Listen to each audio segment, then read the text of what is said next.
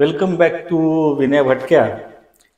आपला 11 मारुती दर्शनाचा आजचा तिसरा दिवस आहे आणि आज आपण सकाळी निघतो. आता ब्रेकफास्ट करायला जाऊ. ब्रेकफास्ट केल्यानंतर मग 8:30ला आज आपण कराड सोडणार आहोत आणि आजचा मुक्काम आपला नरसोबाची वाडी तिकडे होणार आहे. तर आपल्याबरोबर आहेत नेहमीप्रमाणे विजय वाठारे साहेब. ते आम्हाला इथे घेऊन आलेले आहेत. तर आपण त्यांच्याचकडनं विचारून घेऊ त्यांना की बाबा आजचा प्रोग्राम काय आहे, आज कुठे मुक्काम आहे, काय काय बघणार आहेत आणि कालचा प्रोग्राममध्ये आपण काय काय बघितलं ते तुम्हाला मागच्या एपिसोडमध्ये बघायला मिळालेच. आज आता आपण ब्रेकफास्ट करून आपण निघणार आहोत. ते लक्ष्मी नृसिंह मंदिर म्हणून कोळे नरसिंगपूरला आहे, त्याचं आपण आधी दर्शन घेणार. तिकडनं पुढे आपण जाणार आहे बहे बोरगावचा मारुती. कृष्णा नदीमध्ये नदीच्या पात्रामध्ये सिमेंटचा रस्ता तयार केलाय आणि असं ते बहे बोरगावचं 11 मारुतीमधलं एक मारुतीचं स्थान आहे आणि तिथे रामाचं पण मंदिर आहे. मारुतीचं मंदिर आहे तिथे आणि रामाचं पण ते आहे आणि फार मोठे शंकराचं मंदिर बांधले. ते बघून आपण पुढे जाणार ते शिराळ्याचा गणपती, शिराळ्याचा मारुती आपण बघणार आणि शिराळ्याचा मारुती बघून झाल्यानंतर आपण औदुंबर आणि नरसोबाची वाडी, आधी औदुंबरला जाणार आणि औदुंबर इथे दत्तात्रेयांचं दर्शन घेऊन आपण नरसोबाच्या वाडीला जाणार आणि आजचा मुक्काम आपला नरसोबाच्या वाडीला. Very good.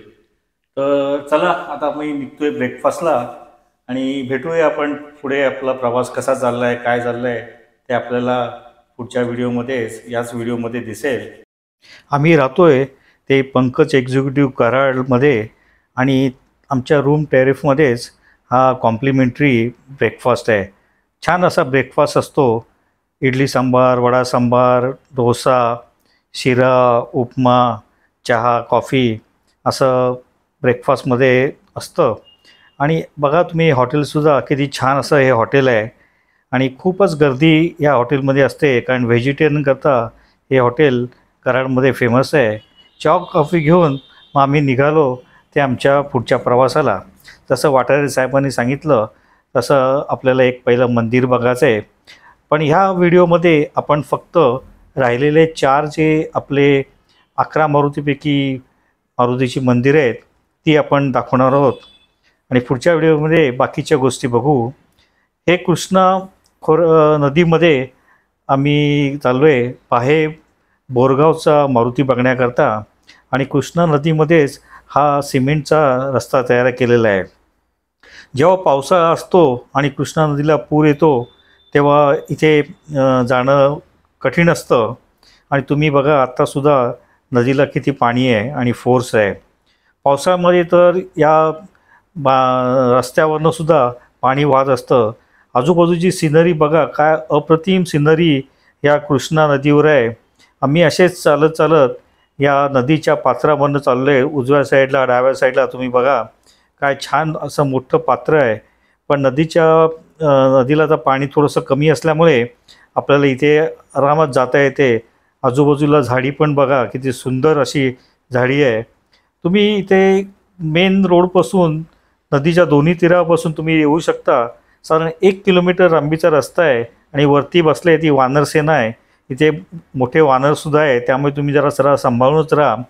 आता आपल्याला साधारण 800-900 फूट चालून गेल्यानंतर, मीटर चालू गेल्यानंतर हे दिसतंय हे मंदिर. मंदिराला चढण्याकरता वरती पायऱ्या आहेत. ह्या एका बेटावर हे मंदिर आहे. ह्याला म्हणतात रामलिंग बेट.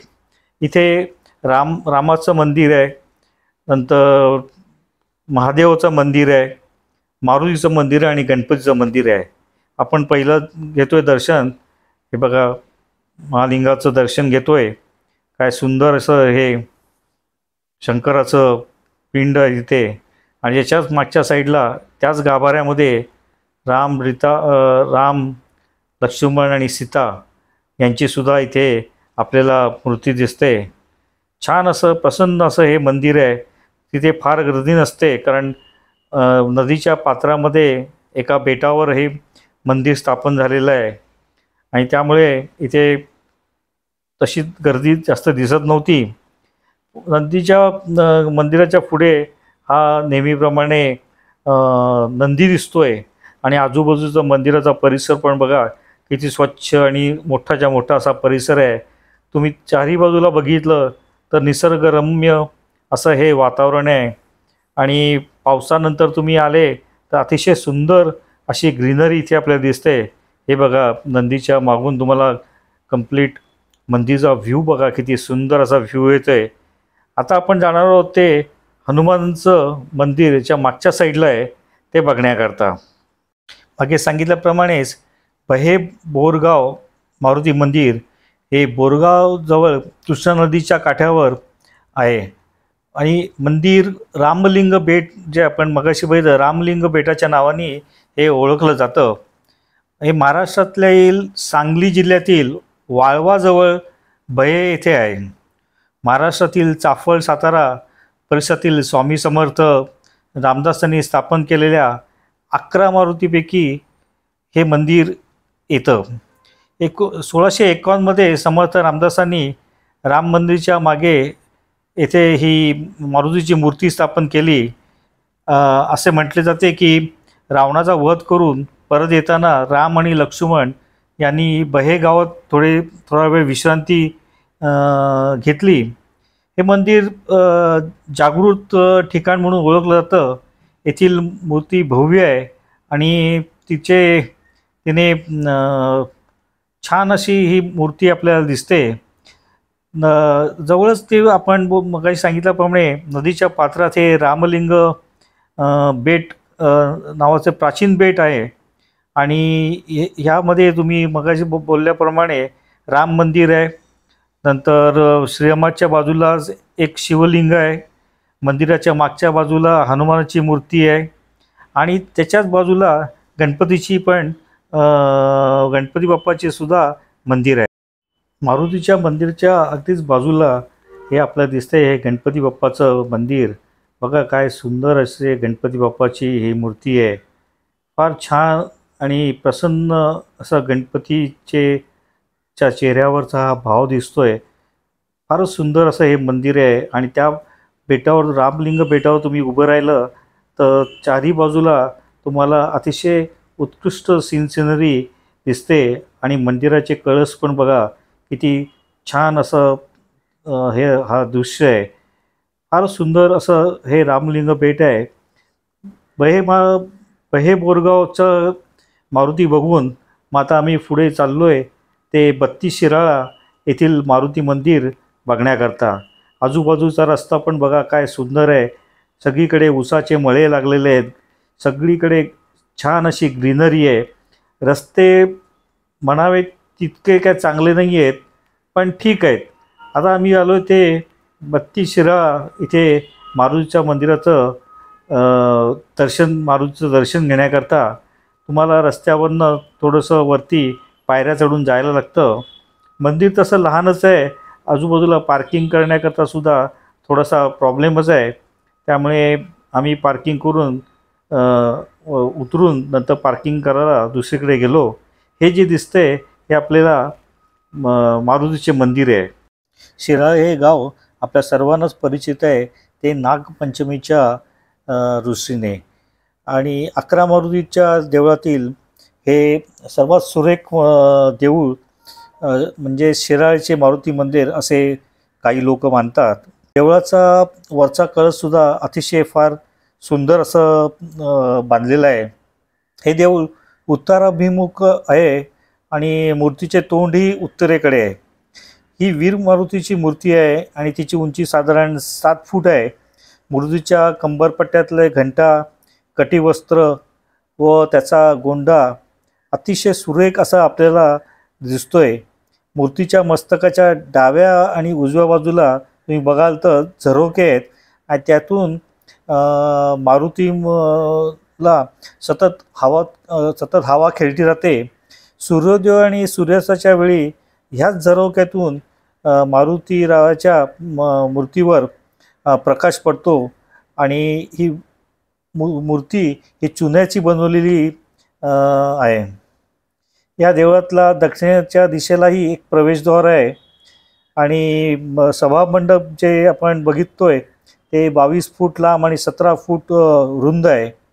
आणि हे देऊळसुद्धा तुम्ही जर एस टीने येणार असाल तर एस टी स्टँडच्या जवळच हे देऊळ आहे. अतिशय सुरेख असं हे देऊळ आहे आणि आजूबाजूची परिसरसुद्धा अतिशय सुंदर आहे. प्रदक्षिणा मारण्याकरता सुद्धा छान असं व्यवस्था केलेली आहे. नंतर स्वच्छता पण अतिशय सुंदर आहे.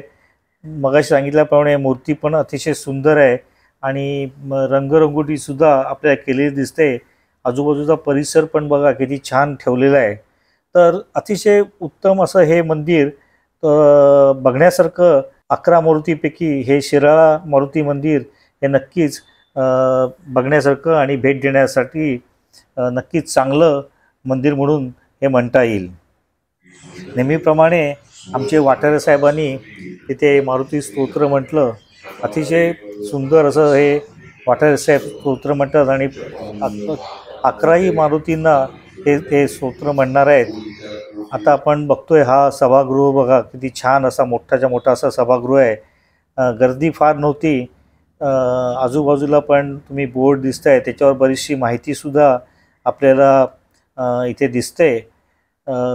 छान अशी ही मूर्ती आहे. बाहेरच्या साईडला सुद्धा पण एक मूर्ती आहे आणि हे मंदिर बघा काळ्या दगडात बांधलेलं हे छान असं हे मंदिर नक्कीच भेट घेण्याकरता एक उत्कृष्ट मंदिर म्हणून म्हणता येईल.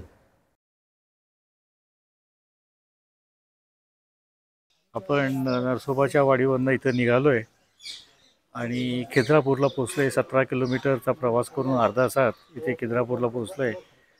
नेहमीसारखेच आपले वाटारी साहेब आपल्याला सकाळी थोडीशी माहिती देतील आजच्या प्रोग्रामबद्दल. तर आपण मनपाडाळे मारुती आणखीन पारगाव मारुती असं 11 मारुतीमधले उरलेले 2 मारुती, 9 मारुती कालपर्यंत झाले. आज आता हे 2 मारुती करून आपण जाणार आहोत ज्योतिबाला आणि ज्योतिबाचं दर्शन घेऊन आपण पुढे मग महालक्ष्मीला जाणार आणि महालक्ष्मीचं दर्शन घेऊन आज रात्री आपण ट्रेनमध्ये बसला आणि अशा तऱ्हेनं आपली ही 11 मारुती सज्जनगड, गोंदवले, औदुंबर, नरसोबाची वाडी, खिद्रापूर, ज्योतिबा आणि अंबाबाई अशी सगळी 11 मारुती आणि त्याच्याबरोबर ह्या सगळ्या ठिकाणांची आपली यात्रा ही सुफळ संपूर्ण होणार.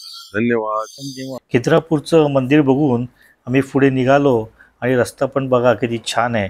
खिद्रापूरच्या मंदिराचा एक स्पेशल व्हिडिओ आपल्याला 11 मारुती सिरीज संपल्यानंतर येईल.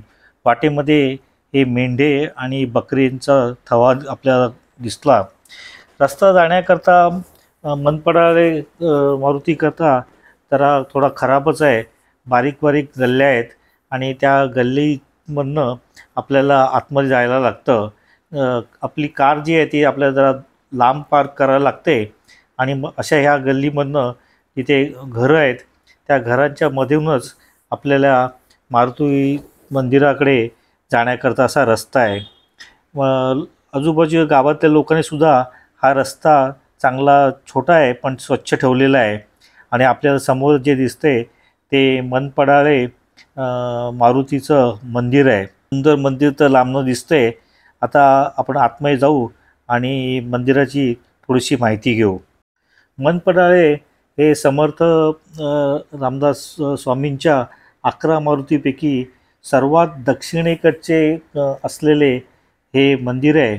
जवळच ज्योतिबाचा डोंगर आणि पन्हाळगड येथून तसा जवळच आहे आणि रामदास स्वामींनी पन्हाळगडांचं महत्त्व जे ओळखलं होतं आणि त्यामुळे त्यांनी त्यांचा शिष्य संप्रदाय इथे वाढवला आणि त्या लोकांकरता ह्या मूर्तीची स्थापना केली असावी असे बोलले जाते.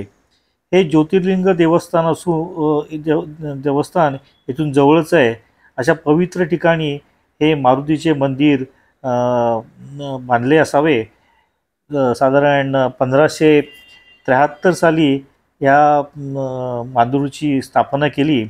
हे मारुती मंदिर अगदी एका टोकावर नदीच्या काठी आहे आणि तुम्ही बघितलं की मंदिर कौलारू आहे. मंदिराजवळून ओढा वाहतो. मंदिराच्या आसपाससुद्धा अतिशय सुंदर हिरवीगार अशी झाडी आहे. मंदिराचा गाभारा साधारण 7 फूट लांब आणि 6 फूट रुंद असून त्याच्या भोवती 26 फूट लांब आणि 15 फूट रुंद असा सभामंडप आहे. सभामंडपाचे बांधकाम पण हे दिसतंय हे नवीनच केलेलं आहे आणि अतिशय चांगल्या स्थितीत ठेवलेलं आहे. आतील मारुतीची मूर्ती उत्तराभिमुख आहे आणि मूर्तीची उंची साधारण 5.5 उंचीची ही मूर्ती आहे. मूर्ती साधी पण अतिशय सुबक आहे. मूर्तीजवळ साधारण 1-1.5 फूट उंचीची कुबडी आहे आणि अतिशय हे सुंदर असं मारुतीचं देवस्थान आहे. आणि आजूबाजूची तुम्हाला बघाल तर ग्रीनरी पण बघा किती सुंदर असं व्ह्यू इथून आपल्याला देवळाच्या बाहेरनं तुम्ही जेव्हा येता तेव्हा इथून हा दिसणारा हा व्ह्यू आहे. मनपटाळ्याचा मारुती बघून आणि देवळातून समोर दिसणारी सिंचनी बघून आम्ही निघालो ते परगावचा मारुती बघण्याकरता.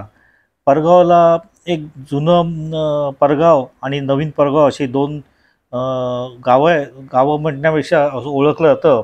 आणि समर्थ रामदासांनी स्थापन केलेल्या 11 मारुतीपैकी एक हा मारुती जुन्या परगावमध्येच आहे. समर्थांनी जेव्हा 11 मारुती केले त्यापैकी हा शेवटचा मारुती म्हणून ओळखला जातो. तर जाताना गावातनं या गावात मारुती बघण्याकरता सुद्धा आपल्याला गावातून जायला लागतं. गावाचे रस्ते काय असे फार चांगले ठेवलेले दिसत नाही आहेत. गाडी साधारण पार्क करून एक 500 मीटर वर जायला लागतं. आणि मग सांगितल्याप्रमाणे हा 11 मारुतीपैकी सर्वात शेवटचा मारुती असे त्याला मानले जाते. 11 मारुतीपैकी हा सर्वात लहान मूर्ती असलेला मारुती आहे. आणि काहींचे म्हणणे असे होते की समर्थांना 11 मारुतीच्या मूर्तीत एका रात्रीत तयार केल्या व त्याकरता उजाडू लागले म्हणून समर्थांनी ही शेवटची मूर्ती लहान केली. ह्या मूर्तीची उंची फक्त 1.5 फूट आहे. इतर मारुतीप्रमाणे ही मूर्ती शेणाची किंवा चुनामातीची नसून एका सपाट दगडावर ही मूर्ती कोरलेली आहे. ह्याच मंदिरात माझे 2 मित्र मला भेटले आणि हे पुण्यावरनं 11 मारुती मोटरसायकलवरनं तुम्हाला दिसत आहेत त्यांच्या मोटरसायकलीवरनं ते करणार होते. एका दिवसात ते 11 मारुती करणार होते. सकाळी 6 वाजता पुण्यावरून निघालेत आणि रात्रीपर्यंत ते 11 मारुतीचं दर्शन पूर्ण करणार होते. आमच्या नेहमीप्रमाणे पाथारे साहेबांनी इथे मारुती स्तोत्र म्हटलं आणि असं करून आम्ही आमचे 11 मारुतीचं दर्शन कंप्लीट केलं. इथे 11 मारुती आपल्याला सर्व दिसत आहेत. आज इथे विनय भटक्यांचा आज 11 मारुती दर्शन यात्रा ही संपूर्ण झाली आहे. इथे आम्ही पारगावला आलो आणि पारगावचा 11 मारुतीचा दर्शन घेतलं आणि अशा तऱ्हेनं 11 मारुती सज्जनगड, गोंदवले, औदुंबर, नरसोबाची वाडी, ज्योतिबा, महालक्ष्मी अशी यात्रा संपूर्ण होत आहे. जय मारुती. 4 दिवसामध्ये आम्ही 11 मारुतीचं दर्शन आणि बाकीच्या गोष्टी पण कंप्लीट केल्या. Thanks for watching. व्हिडिओ आवडल्यास लाईक करा, शेअर करा, माझ्या चॅनलला सबस्क्राईब करायला सुद्धा विसरू नका. 11 मारुतीमध्ये दुसऱ्या ज्या गोष्टी आपण बघितल्या आहेत त्याचे व्हिडिओ आता आपल्याला नंतर येतील.